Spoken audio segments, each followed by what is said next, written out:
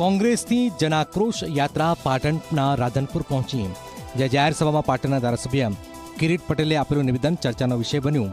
કિરીટ પટેલે રાધનપુરના ધારાસભ્ય લવિંગજી ઠાકોરનું નામ લીધા વિના કહ્યું કે રાધનપુરના લોકોએ બોલવાવાળા ધારાસભ્યને કાઢ્યા, નાચવાવાળા ધારાસભ્ય લાવ્યા.